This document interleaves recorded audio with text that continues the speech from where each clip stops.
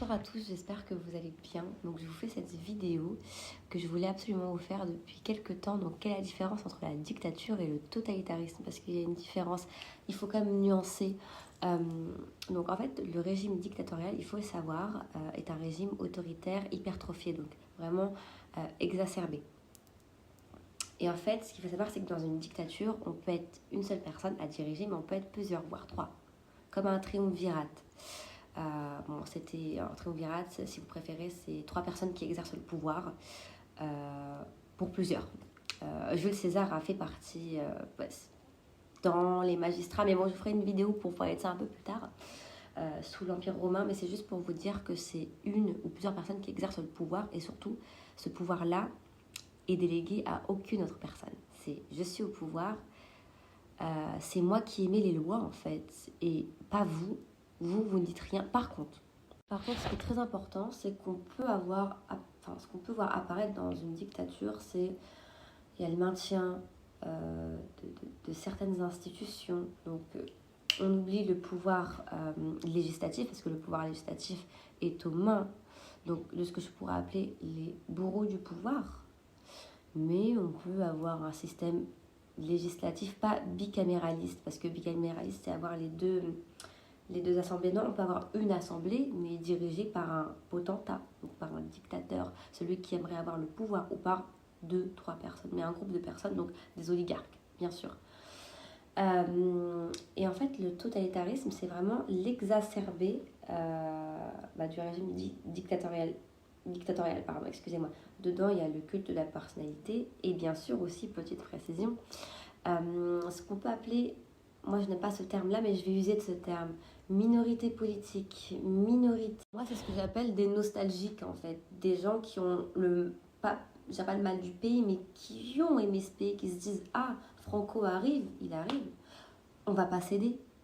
Notre roi est parti, lui a décidé de s'exiler, nous on va pas s'exiler, on va lutter, même si c'est contre des gens qui n'ont pas les mêmes valeurs, mais au moins, il y a une chose sur laquelle on s'accorde, notre pays, notre nation. » Très important, donc voilà, c'était juste une petite précision.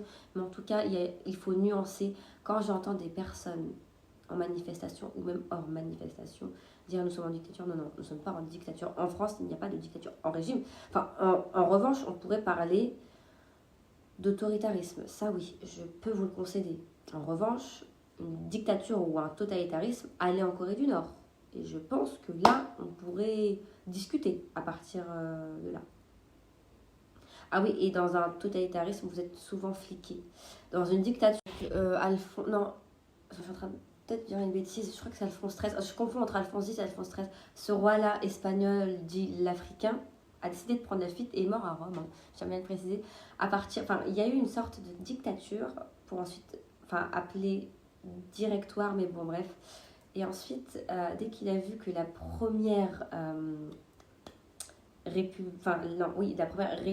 première république espagnole a vu le jour, il est parti parce que c'était un sentiment anti-monarchiste. Mais ensuite, la couronne est revenue partiellement pour ensuite réapparaisse une deuxième république jusqu'en 1936. Enfin, 39-36, même si bon, c'est à partir de 36 que Franco est venu. Mais bon, bref, ça, c'est autre chose. Mais il y a des monarchistes qui en ont eu marre, en fait, de voir que des gens inconnus du bataillon viennent. Et ensuite, la dernière que je connais, c'est celle de Salazar. Salazar au Portugal. Salazar, qui de base est un professeur en économie ou a fait des études en économie, a décidé de prendre le pouvoir en prenant les armes, tout comme a fait Franco. Sauf que ce qu'il faut savoir, c'est que il y a eu deux républiques en Espagne. Enfin là, je m'éloigne un peu du sujet, mais deux républiques qui se sont fait toutes deux renverser. Et ce qu'il faut savoir, c'est que Los Moros, c'est ceux qui sont... Donc c'est ceux qui étaient avec Franco. Quand ils sont arrivés en Espagne, sachez une chose, il n'y avait pas que des communistes, il y avait des anarchistes. Il y avait des gens issus du peuple, tout comme... C'est un peu comme la commune, mais version espagnole. Il y avait même des monarchistes. Il y avait de tout. À partir du moment où on aime son pays et qu'on sait qu'il va se faire arracher. Parce qu'en fait, ce qu'il faut savoir aussi, Le roi Alphonse X, si je dis pas. Sinon, dans les régimes dits totalitaires, il y avait bien le fascisme, donc de notre très cher Benito Mussolini, qui de base, je tiens bien à le préciser, lui était vraiment socialiste. Euh, il, il a vrillé. En lui, en fait, brûler un fasciste, brûler un malade mental, tout simplement. Ensuite, Hitler, gros malade mental. Et ensuite, on a Franco. Franco qui meurt en 1975. Je suis vraiment navrée. En 1979, il y a eu autre chose en Espagne. Mais il a remis au pouvoir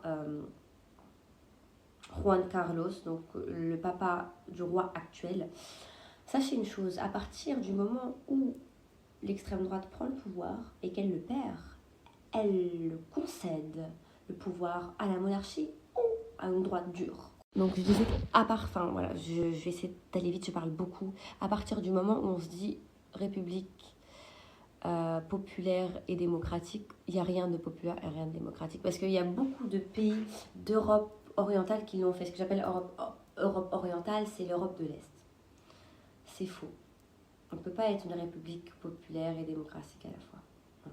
On est juste un régime dictatorial, qu'on se le dise. Voilà.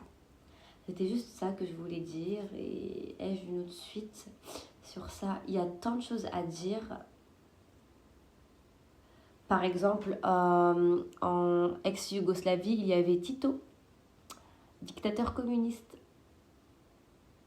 Staline, un fou furieux, qui a pris... Enfin, je pourrais faire une vidéo sur Staline. Staline était fou. Mes cours, mais à la fois encore Arte et les chaînes d'histoire qui sont pas mal. C'était juste une petite précision à la chute du mur de Berlin. Donc quand Gorbatchev a cédé finalement, parce que on peut dire tout ce qu'on veut de Gorbatchev, que c'est celui qui a mené à la dérive l'URSS. On peut dire tout ce qu'on veut. Il a essayé de sauver son pays, tout comme Xi Jinping a réussi, par contre, a fait ce pari fou, ce premier ministre chinois qui a réussi à faire ce pari fou, à sauver son pays, la Chine. Lui a dû céder, il n'avait pas le choix. Mais s'est fait malmener, il faut le savoir, par ces oligarques russes, multimillionnaires, milliardaires, qui ont fait ravage en Russie. Mais bon, ça c'est notre histoire, je pourrais vous en parler. Ça c'est grâce à un documentaire que je l'ai appris, c'est pas mes études, mais franchement, allez checker les documentaires de Arte, ils sont vraiment pas mal. Ils éveillent les consciences, un peu comme ce que faisaient les philosophes grecs. Alors j'essaie juste de trouver encore d'autres exemples de régimes dictatorial que je connais. La RDC, l'Érythrée aussi. Je l'ai appris, je ne le savais pas, mais l'Érythrée est un régime dit dictatorial. Alors que la Corée du Nord, totalitarisme. La Russie, un régime autoritaire, voire avec des dérives dictatoriales, qu'on se le dise. Je suis en train de réfléchir à quoi. Le Yémen est un régime dictatorial. Mais bon, après, ils ont subi des guerres plutôt ethnico-religieuses, mais ça, c'est autre chose. Je suis en train de réfléchir à encore des pays là qui sont sous dictature. Je suis en train de réfléchir, attendez. Ah oui, aussi, petite précision que je tenais à émettre. Et il faut le savoir, quand il y a eu la chute du mur de Berlin, très important. Je disais qu'à partir du moment où on s'accapare les médias, où on influence les médias, à partir du moment où on fait taire tout le monde, même jusqu'à sa famille, parce que là, dans un totalitarisme, c'est tout le monde. Hein, c'est pas il y a les oppositions, mais c'est vraiment tout le monde. Qu'on fait taire sa famille, qu'on fait taire des mouvements ou partis politiques d'opposition, qu'on fait taire des citoyens, et qu'on va mettre son idéologie à la place de l'idéologie d'autrui et qu'on se fait déifier, là c'est du totalitarisme. Pour moi, ça ne tient qu'à moi et ces propos n'engagent que moi.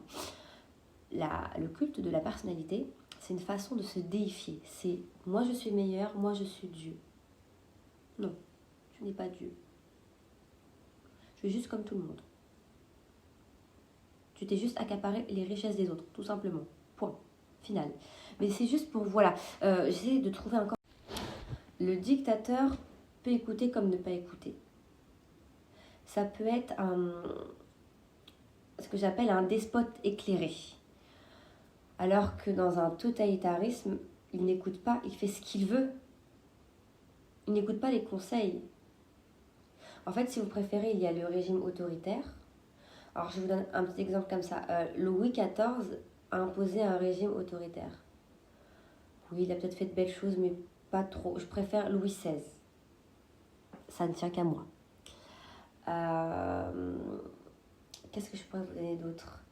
À l'heure actuelle, des régimes dictatoriaux, alors c'est pas moi qui le dis, on peut retrouver ça au sein de l'ONU ou même dans des sites. La Centrafrique est un régime dictatorial. La Corée du Nord, par contre, petite précision, on dit que c'est une dictature, non, c'est un totalitarisme. À partir du moment, donc dans un totalitarisme, vous n'êtes pas d'accord avec moi, on va vous éliminer, c'est ça en fait. Et peu importe, et dans le totalitarisme, on s'en prend même aux innocents, même ceux qui n'ont rien demandé. C'est je ne suis pas d'accord, mais je te le dis pourquoi. Ah bah non, en fait, tu vas te taire, on va te taire, il y a le culte de la personnalité, on va engendrer des disettes. Donc en fait, il y a disette et ensuite famine. La disette, c'est on va dire moins pire que la famine. Et on va tuer. Enfin, je sais pas comment je pourrais vous dire ça. Pas mon courant. Enfin, c'est moi qui ai raison. Vous avez tort, taisez-vous. Je sais gérer. Non, en fait. Et dans le totalitarisme aussi, il y a cette petite particularité, en plus du culte de la personnalité, c'est il n'y a plus de pouvoir exécutif. Lui-même est le pouvoir exécutif.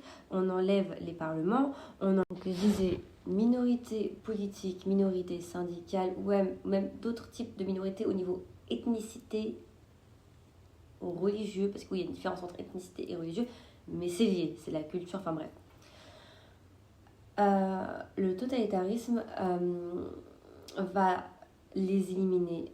Alors que dans la dictature, ils existent, mais ils sont sous silence. Les médias n'existent plus. Enfin, les médias peuvent exister, mais sont sous domination du pouvoir, tout comme dans le totalitarisme.